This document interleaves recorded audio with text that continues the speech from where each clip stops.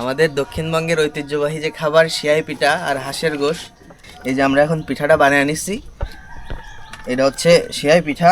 এই বানানোর জন্য চাল গুঁড়ি করে সেই গুঁড়ি সিদ্ধ করে নিতে হয়। সিদ্ধ করে নিয়ে এইভাবে আটা দলার মতো বানিয়ে এই মেশিনের ভিতরে দিতে হয়। এই মেশিন এইভাবে ঘুরে ওই যে পিঠা পড়তেছে। এরপরে এই পিঠাটা আমরা সিদ্ধ করে নেব। শেষ পর্যন্ত দেখতে আপনারা সাথেই থাকুন।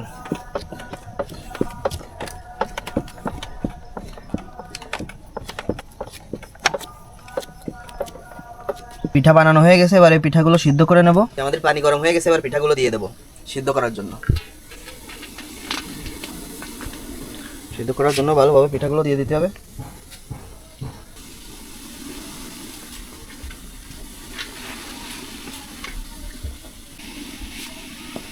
এবার ঢেকে দেবো।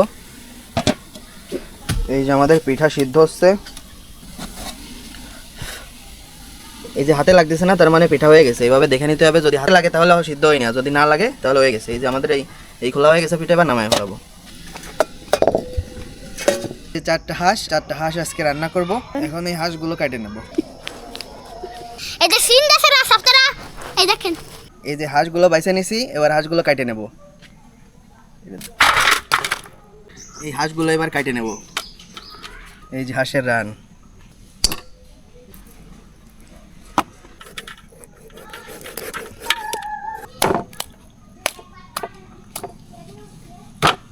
এই যে হাঁসগুলো কেটে তারপরে ধুয়ে নিলাম, এবার রান্না করব।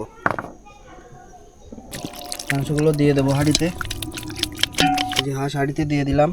এবার মশলাগুলো দিয়ে দেবো। পেঁয়াজ দিয়ে দেবো,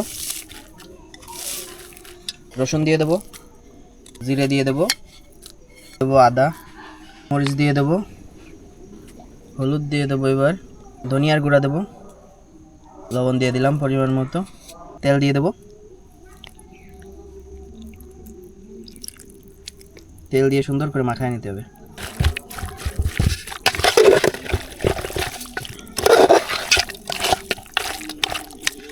এই যে এলাচ, দারচিনি, লবঙ্গ দিয়ে দেবো, এবার গোলমরিচ।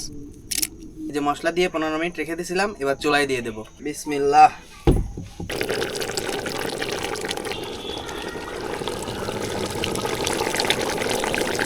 হাঁসের গোশত তাই একটু ভালোভাবে কষায় নিতে হবে। যত ভালোভাবে কষানো হবে তত মজা বেশি।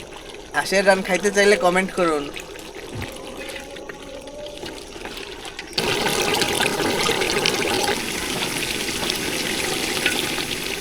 কষায় নিছি ভালোভাবে, এবার ঝোলের পানি দিয়ে দেবো।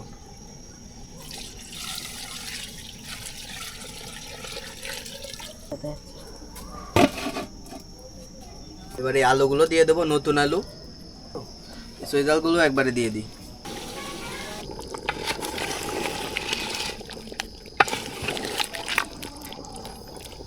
আমাদের হাঁসের গোশ রান্না হয়ে গেছে, এবার নামায় নেব। সিয়াই পিঠার সাথে হাঁসের গোশ মাখাইতেই আলাদা একটা মজা। গোশের ঝোল দিয়ে সিয়াই পিঠাটা মাখায় হাঁসের এক টুকরা গোশ দিয়ে যদি মুখের ভিতরে দেওয়া হয়, স্বর্গীয় শান্তি। আর হাঁসের এই রান থেকে গোশটা টেনে ছিঁড়তে আরও মজা।